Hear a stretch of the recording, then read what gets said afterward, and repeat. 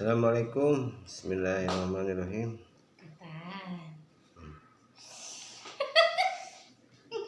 Alhamdulillah kita masih diberikan kesehatan dan waktu yang luang untuk melanjutkan pelajaran kita tentang Asmaul Husna, dan hari ini telah sampai pada ayat ke-238 surat Al-Baqarah. Bismillahirrahmanirrahim. Hafizu ala salawati wassalawatil wusta wa qumu lillahi qanitin. Artinya, peliharalah segala salatmu dan peliharalah salat wusta. Berdirilah untuk Allah dalam salatmu dengan khusyuk. Sebab turunnya ayat ini adalah pada suatu ketika Rasulullah SAW melakukan sholat zuhur dikala keadaan masih sangat panas. Sebab pada umumnya pada waktu itu mereka melakukan sholat di padang terbuka, sehingga terasa sangat panas, tersengat terik matahari. Sholat pada saat-saat seperti itu dirasa sangat berat oleh para sahabat. Sehubungan dengan itu Allah SWT menurunkan ayat ke-238 surat Al-Baqarah yang memerintahkan melakukan sholat zuhur tersebut sekalipun berat dirasa. Hadis riwayat Ahmad, Bukhari dalam kitab Tarikhnya, Abu Daud, Baihaqi dan Ibnu Jarir dari Zaid bin Sabit. Dalam riwayat lain disebutkan Rasulullah SAW biasa melakukan sholat zuhur di waktu matahari masih memancarkan sinar dengan garangnya, sehingga terasa sangat panas. Sedangkan para sahabat yang mengikuti sholat berjamaah di belakang Rasulullah hanya satu atau dua shaf atau barisan saja. Kebanyakan dari mereka sedang asyik tidur siang atau terlena dengan barang niaganya. Sehubungan dengan peristiwa yang seperti itu, Allah SWT menurunkan ayat ke-238 untuk memberi peringatan dan perintah agar melakukan sholat dengan segera, yaitu dengan memelihara waktu yang telah ditentukan oleh syariat Islam. Hadis riwayat Ahmad, Nasai dan Ibnu Jarir dari Zaid bin Sabit. Dalam riwayat lainnya disebutkan di zaman Rasulullah SAW kebanyakan orang bercakap-cakap dengan temannya dikala sedang melakukan sholat. Sehubungan dengan kebiasaan itu, Allah SWT menurunkan ayat ke-238 yang berbunyi wa qumu lillahi qanitin. Artinya, berdirilah untuk Allah dalam salatmu dengan khusyuk. Ayat ini pada dasarnya memerintahkan agar melakukan salat secara khusyuk serta melarang seorang bercakap-cakap dikala melakukan salat. Hadis riwayat Bukhari, Muslim, Tirmizi, Abu Daud, Nasai, Ibnu Majah dan yang lain dari Zaid bin Arqam.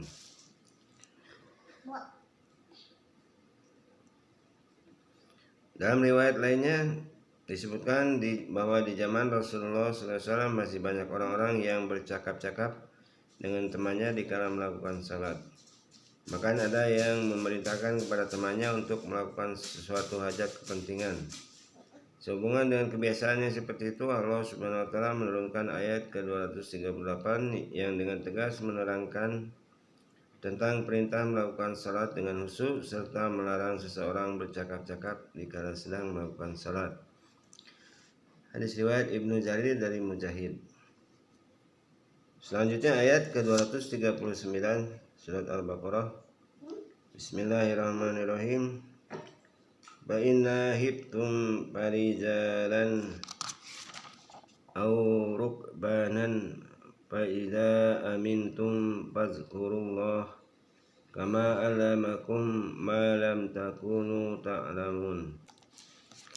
Artinya, jika kamu dalam keadaan takut bahaya, maka salatlah sambil berjalan atau berkendaraan.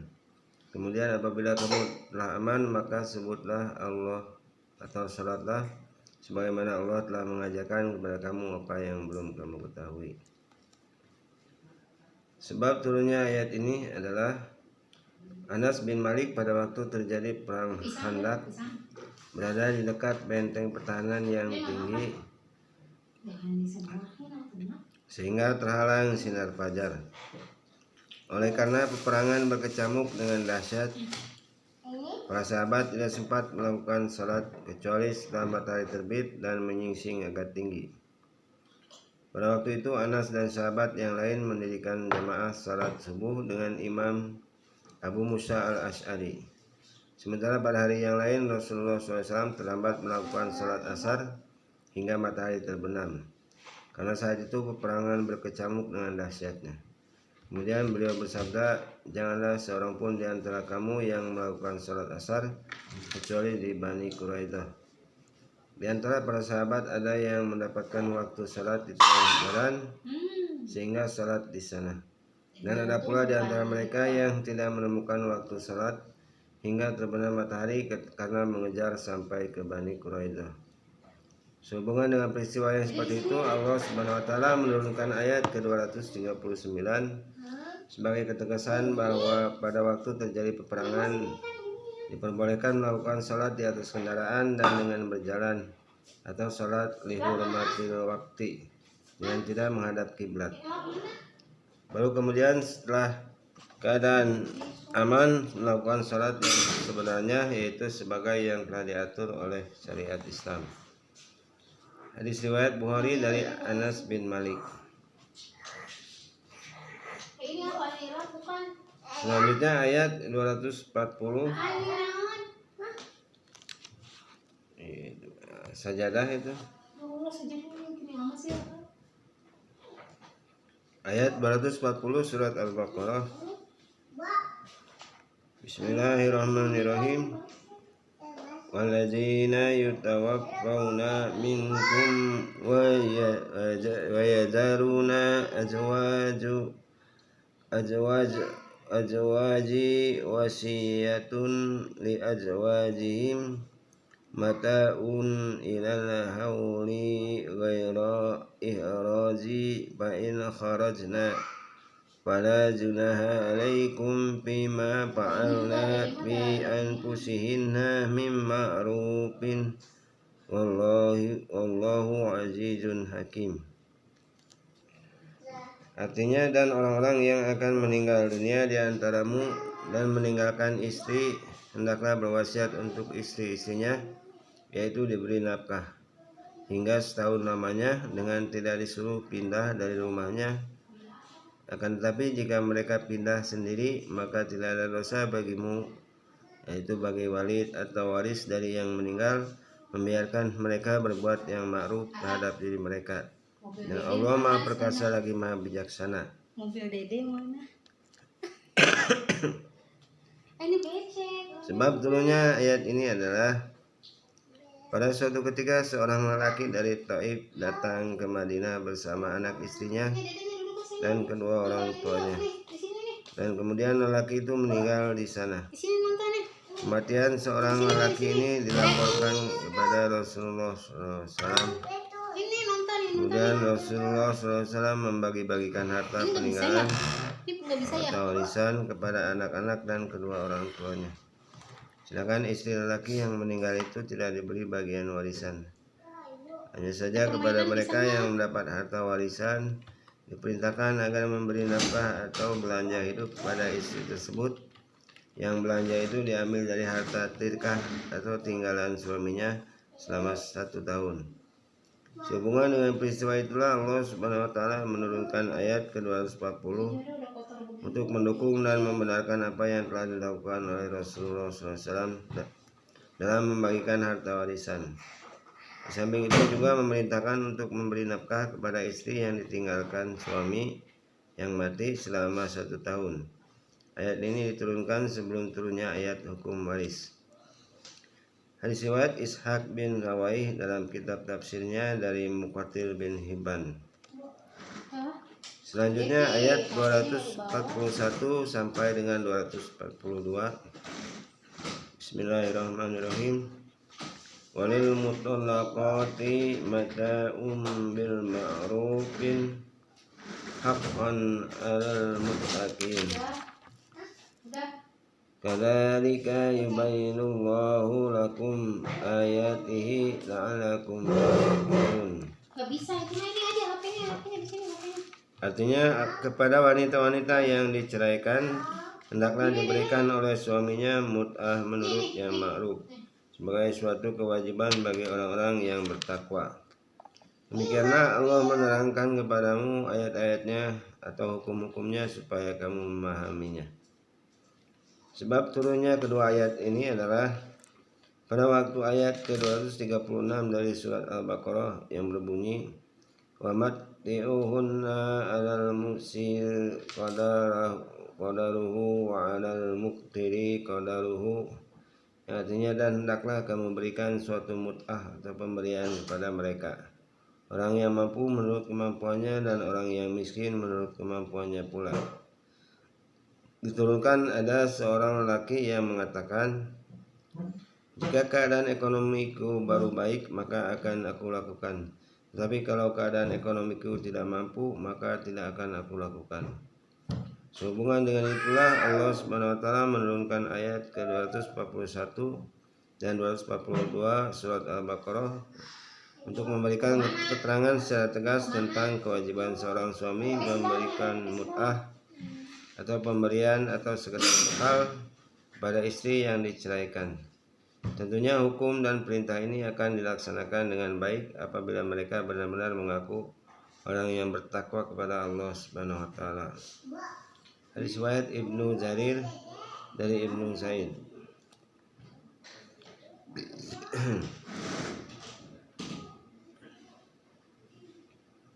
Dalam riwayat lainnya dijelaskan ketika ayat ke-236 dari surat Al-Baqarah yang berbunyi mata'an bil ma'rufi haqqan 'alal muhsinin, yaitu pemberian menurut yang patut. Yang demikian itu merupakan ketentuan bagi orang-orang yang berbuat kebaikan. Diturunkan oleh Allah Subhanahu wa taala ada seorang lelaki yang berkata, kalau kamu menghendaki untuk berbuat baik maka berbuatlah. Kalau aku tidak menghendaki maka aku tidak akan melaksanakan.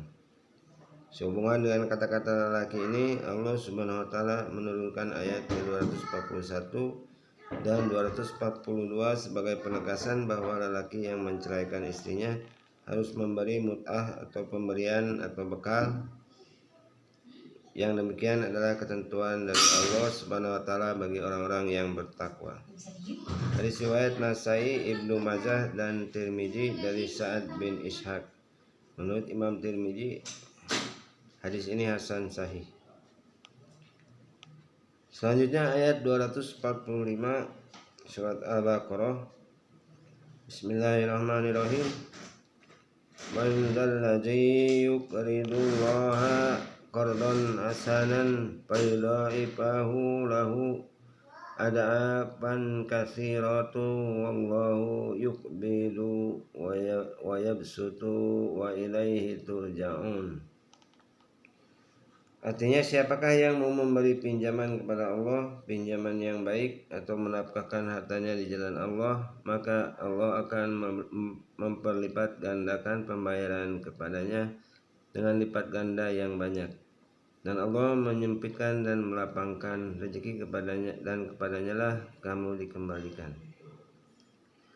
Sebab turunnya ayat ini adalah ketika ayat ke-261 dari surat Al-Baqarah yang berbunyi masalul ladzina yunfikuna amwalahum fi sabilillahi kamatsali habbatin, artinya perumpamaan yang dikeluarkan oleh orang-orang yang menafkahkan hartanya di jalan Allah adalah serupa dengan sebutir benih.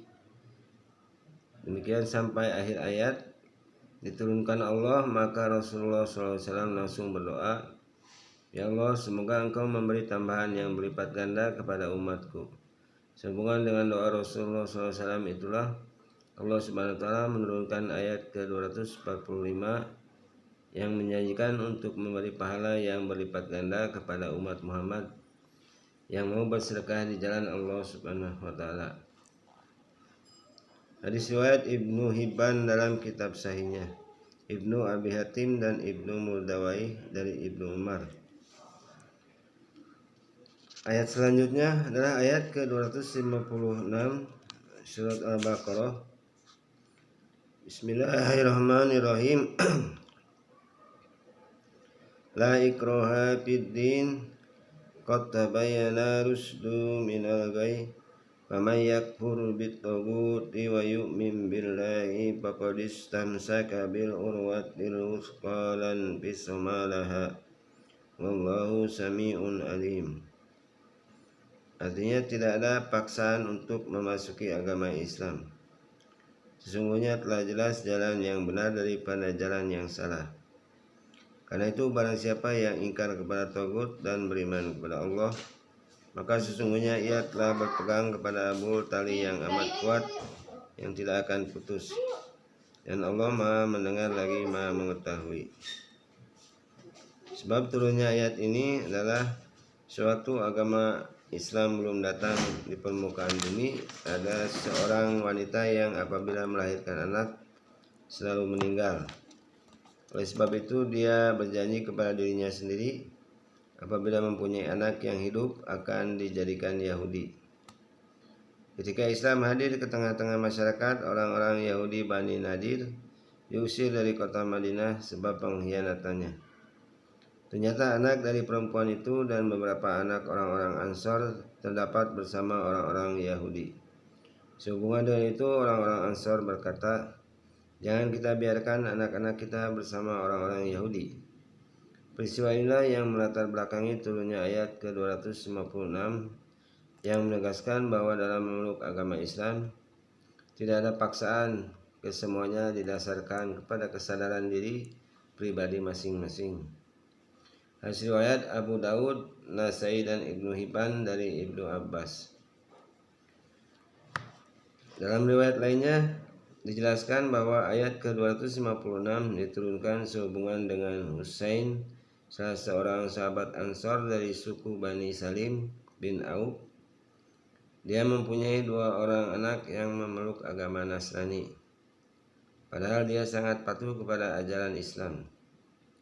Pada suatu ketika Husain bertanya kepada Rasulullah SAW, "Wahai Rasulullah, bolehkah 2 orang anakku ini aku paksa memeluk agama Islam? Sebab kedua anakku itu tidak taat kepadaku dan tetap berkeinginan untuk melanjutkan memeluk agama Nasrani." Sehubungan dengan pertanyaan Husain tersebut, Allah SWT menurunkan ayat ini sebagai jawabannya. Allah Subhanahu wa taala secara tegas menerangkan bahwa memeluk agama Islam itu harus didasari kesadaran pribadi. Tidak boleh dipaksakan. Islam tidak membenarkan adanya intimidasi dan paksaan dalam beragama. Hadis riwayat Ibnu Jarir dari Sa'id atau Ikrimah dari Ibnu Abbas.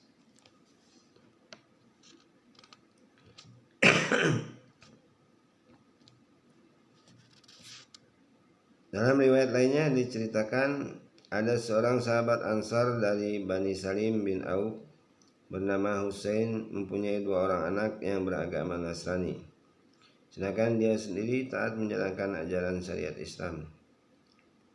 Pada suatu ketika Husain bertanya kepada Rasulullah SAW, "Wahai Rasulullah, bolehkah aku memaksa 2 orang anakku untuk memeluk agama Islam? Sebab kedua anakku itu tidak taat kepadaku dan masih berkeinginan untuk memeluk agama Nasrani." Kedua anak Husain itu memeluk agama Nasrani lantaran mengikuti jejak pedagang yang datang dari Syam. Mereka berdagang anggur. Kedua anak itu pun ikut ke Syam dan hidup di sana. Ketika kedua anak itu akan berangkat menuju Syam, Husain bermaksud untuk memaksanya memeluk agama Islam. Tetapi terlanjur anaknya berangkat ke Syam. Oleh sebab itulah Rasulullah SAW memerintahkan kepadanya untuk melacak sampai ke Syam. Di tengah-tengah pelacakan turunlah ayat ke-256 yang menegaskan tidak boleh mengadakan paksaan dalam beragama. Sebab sudah jelaslah mana yang benar dan mana yang salah. Turunnya ayat ke-256 ini sekaligus sebagai jawaban atas pertanyaan Husain kepada Rasulullah SAW di atas. Hadis riwayat Ibnu Jarir dan Ibnu Abi Hatim dari Suddi dari Ibnu Abbas. Selanjutnya ayat ke-257 surat Al-Baqarah. Bismillahirrahmanirrahim. Allahu waliyul ladzina aminu yukhrijuhum minadh dhulumati ilan nur walladzina kafaru awliya'uhum muttagutu yukhrijunahum minan nuri iladh dhulumati ulaika ashabun nar hum fiha khalidun. Artinya Allah pelindung orang-orang yang beriman. Dia mengeluarkan mereka dari kegelapan atau kekafiran kepada cahaya atau iman. Dan orang-orang yang kafir, pelindung-pelindungnya ialah setan yang mengeluarkan mereka daripada cahaya kepada kegelapan atau kekafiran. Mereka itulah adalah penghuni neraka, mereka kekal di dalamnya. Sebab turunnya ayat ini adalah ayat ke-257 yang berbunyi Allahu waliyal ladzina amanu yukhrijuhum minadh dhulumati ilan nur. Artinya Allah pelindung orang-orang yang beriman. Dia mengeluarkan mereka dari kegelapan atau kekafiran kepada cahaya atau iman. Diturunkan yang sasarannya ditujukan kepada orang-orang yang beriman kepada Nabi Isa alaihissalam, yang setelah Muhammad SAW diutus untuk menyebarluaskan ajaran Islam, mereka beriman kepada ajaran Muhammad SAW. Ayat ini diturunkan untuk memberikan penjelasan bahwa Allah Subhanahu wa Ta'ala akan selalu memberi pertolongan dan perlindungan kepada orang-orang yang beriman dan akan menyesatkan orang-orang yang mengikuti jalan kesesatan. Hadis riwayat Ibnu Jarir dari Abdullah bin Abi Lubabah. Selanjutnya ayat ke-266 surat Al-Baqarah. Bismillahirrahmanirrahim. Ayawaddu ahadukum an takuna lahu jannatun min nakhilin wa a'nabin tajri min tahtihal anharu lahu fiha min kulli thamarati wa asabahul kabiru wa lahu dzurriyyatun du'afa'u fa asabaha sarun fihi narun fahtaraqat kadzalika yubayyinullahu lakumul ayati la'alakum tatafakkarun. Artinya, apakah ada salah seorang di antaramu yang ingin mempunyai kebun kurma dan anggur yang mengalir di bawahnya sungai-sungai? Dia mempunyai dalam kebun itu segala macam buah-buahan. Kemudian datanglah masa tua pada orang itu, sedang dia mempunyai keturunan yang masih kecil-kecil. Maka kebun itu ditiup angin keras yang mengandung api, lalu terbakarlah. Demikianlah Allah menerangkan ayat-ayatnya kepada kamu supaya kamu memikirkannya. Sebab turunnya ayat ini adalah pada suatu hari Umar bin Khattab bertanya kepada para sahabat,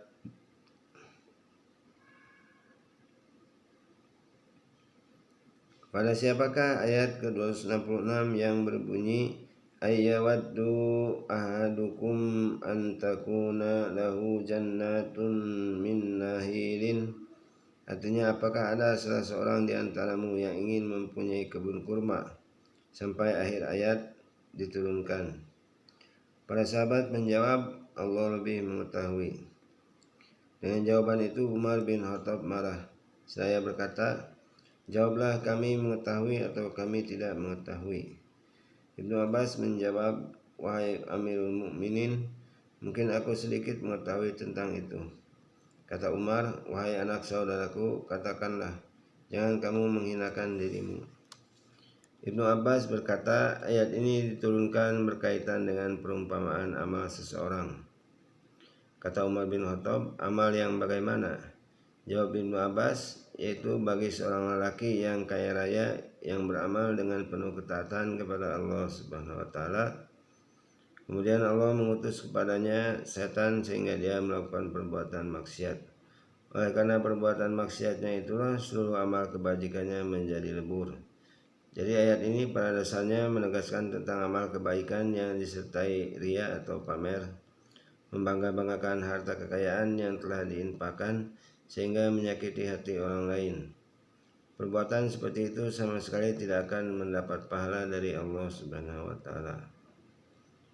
Hadis riwayat Bukhari dari Ibrahim bin Musa, dari Hisham bin Yusuf, dari Ibnu Zuraiz, dari Abdullah bin Abi Mulaikah, dari Ibnu Abbas, dari Abi Bakar bin Abi Mulaikah, dari Ubaidillah bin Umair. Selanjutnya ayat ke-267. Bismillahirrahmanirrahim.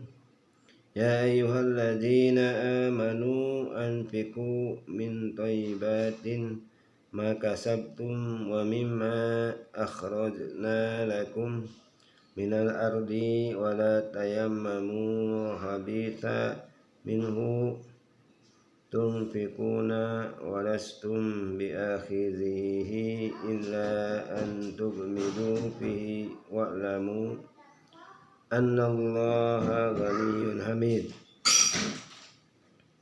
Artinya, hai orang-orang yang beriman, nafkahkanlah di jalan Allah sebagian dari hasil usahamu yang baik-baik dan sebagian dari apa yang kami keluarkan dari bumi untuk kamu. Dan janganlah kamu memilih yang buruk-buruk lalu kamu nafkahkan daripadanya, padahal kamu sendiri tidak mau mengambilnya melainkan dengan memicingkan mata terhadapnya. Dan ketahuilah bahwa Allah Maha Kaya lagi Maha Terpuji. Bab turunnya ayat ini adalah ayat ke-267, diturunkan sehubungan dengan orang-orang Ansar yang memiliki kebun kurma. Sebagian dan mereka ada yang mengeluarkan zakat sesuai dengan penghasilan yang didapat, tetapi ada pula yang tidak mau membayar zakat sebagaimana mestinya. Mereka membayar zakat dengan kurma yang berkualitas rendah lagi buruk. Ayat ini diturunkan sebagai teguran terhadap perbuatan mereka itu. Allah memerintahkan agar dalam menunaikan zakat maupun bersedekah dengan sesuatu yang baik, yang sekiranya pembayar itu diberi oleh pihak lain merasa berbahagia. Jangan dengan sesuatu yang pembayar sendiri tidak menyukainya. Hadis riwayat Hakim, Tirmizi, Ibnu Majah dan yang lain dari Bara. Pada riwayat lainnya diceritakan pada suatu ketika ada sekelompok orang yang memilih kurma berkualitas rendah untuk membayar zakat. Perbuatan seperti itu telah berhasil melatar belakangi turunnya ayat ke-267 yang pada pokoknya memberi teguran terhadap perbuatan tersebut. Hadis riwayat Abu Daud, Nasai dan Hakim dari Sahal bin Hunayf. Dalam riwayat lainnya juga jelaskan pada suatu ketika Rasulullah SAW memerintahkan kepada kaum muslimin untuk membayar zakat fitrah sebanyak 1 sa' kurma bagi setiap orang. Pada saat itu datanglah seorang lelaki menghadap sambil membawa kurma yang sangat rendah kualitasnya dibanding dengan hasil yang diperoleh. Hubungan dengan itu Allah SWT menurunkan ayat ke-267 sebagai teguran atas perbuatan itu dan sekaligus memberi petunjuk agar dalam membayar zakat memilih yang berkualitas baik. Hadis riwayat Hakim dari Jabir bin Abdullah. Pada riwayat yang lainnya juga dijelaskan bahwa pada waktu itu para sahabat Nabi SAW membeli makanan yang berharga murah, tentu saja berkualitas rendah, untuk disedekahkan kepada orang lain, padahal mereka mampu untuk membeli yang lebih baik. Sehubungan dengan itu Allah Subhanahu wa taala memberikan teguran terhadap mereka, yaitu dengan menurunkan ayat ke-267 ini yang sekaligus memerintahkan untuk bersedekah dengan barang yang baik berkualitas tinggi. Hadis riwayat Ibnu Abi Hatim dari Ibnu Abbas. Selanjutnya ayat ke-271. Bismillahirrahmanirrahim. In tubdu sadaqati fani imma hiya wa in tuhfuha wa tu'tuha al-fuqara fa huwa khairul lakum yukaffiru ankum min sayyi'atikum wallahu bima ta'maluna khabir. Artinya, jika kamu menampakkan sedekahmu, maka itu adalah baik sekali. Dan jika kamu menyembunyikannya dengan kamu berikan kepada orang-orang fakir, maka menyembunyikan itu lebih baik bagimu. Dan Allah akan menghapuskan dari kamu sebagian kesalahan-kesalahanmu. Dan Allah mengetahui apa yang kamu kerjakan. Sebab turunnya ayat ini adalah ayat ke-271 diturunkan sehubungan dengan Abu Bakar dan Umar bin Khattab. Pada suatu waktu Umar bin Khattab menyedekahkan separuh dari harta kekayaannya kepada Rasulullah SAW untuk kepentingan agama. Rasulullah SAW bersabda, "Tidakkah engkau memikirkan anak turun dan keluarga yang ada di belakangmu, wahai Umar?" Jawab Umar, "Aku sediakan buat mereka separuh dari harta kekayaanku." Sedangkan Abu Bakar Siddiq secara diam-diam telah menyerahkan seluruh harta kekayaannya kepada Rasulullah SAW untuk kepentingan agama. Rasulullah SAW bersabda kepadanya, "Wahai Abu Bakar, tidakkah kamu memikirkan keluarga dan anak keturunan yang ada di belakangmu?" Jawab Abu Bakar, "Yang akan mencukupi keluargaku adalah Allah dan Rasulullah." Mendengar jawaban yang seperti itu, Umar bin Khattab menangis seraya berkata, "Demi Allah, tebusanmu adalah ayah dan ibuku. Setiap aku berniat membuat kebaikan, selalu saja kamu tandingi, wahai Abu Bakar." Ayat ini pada dasarnya memuji sikap Umar bin Khattab yang menyedekahkan harta kekayaannya dengan terang-terangan dengan maksud agar dicontoh orang lain, dan kepada Abu Bakar yang menyedekahkan hartanya secara rahasia. Kedua perbuatan itu adalah sangat baik yang patut diikuti oleh setiap muslim. Hadis riwayat Ibnu Abi Hatim dari ayahnya dari Husain bin Ziyad Al-Muharibi dari Musa bin Umair dari Amir Asy-Sya'bi. Demikianlah kajian kita kali ini, telah membahas asbabun nuzul dari surat Al-Baqarah ayat ke-238 sampai dengan 271. Akan kita lanjutkan pada kesempatan lain. Mudah-mudahan bermanfaat. Wassalamualaikum warahmatullahi wabarakatuh.